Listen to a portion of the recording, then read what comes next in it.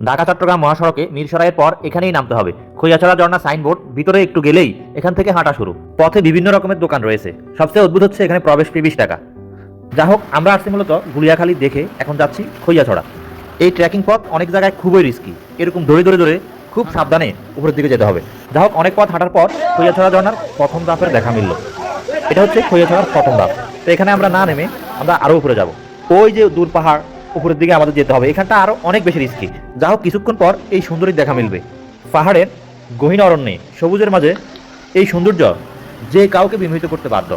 এই খৈয়াছড়া ঝর্ণায় এরকম মোট 12টা ধাপ রয়েছে। একদম শীর্ষে একটা লেক রয়েছে। ওই লেকেও অবশ্য পাহাড় থেকেই পানি আসে। আগের বার ঘুরে এসেছিলাম, এবার সময় স্বল্পতার কারণে আর যাওয়া হলো না।